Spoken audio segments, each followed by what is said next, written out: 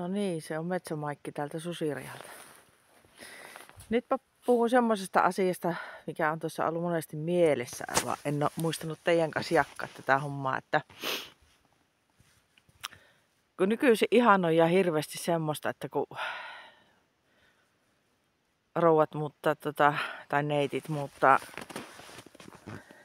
erämaahan mökkeihin ja on niin hienoa kantaa vettä ja puita vielä päälle.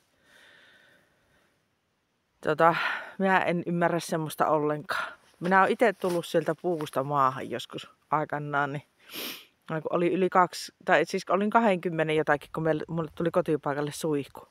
Minä en enää asunut itse siellä, mutta tällä viisiin, että meillä oli vaan se pihasauna silloin, kun oli nuorempi, että talvipakkasella, kun tulit saunasta, niin tukka jääty. Minusta siinä ei ollut mitään hienoa. Nyt asun täällä Susirajalla, mutta vesi tulloo sisälle ja jos ei ole pumppu mennyt rikki, niin kuin joulualla teki, ja niin kuin puita pitää raahata sinne sisälle. Mutta tähänkin on tarkoitus saada joku helpotus tähän lämpöhommaan, että et siellä voi edes töissä käydä, kun ei ole varaa.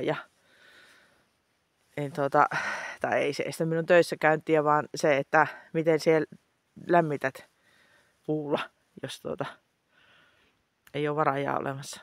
Sähköllähän minä toki yllä lämmitänkin. Mutta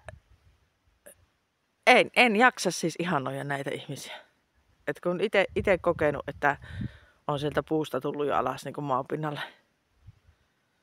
Että ei tarvi enää siellä puulatvassa banaania kerätä. Niin hirveän tyytyväinen on tähän, että tulee vesi sisälle ja männöö putkea pitkin ulos. No, meitä on onneksi monen junna.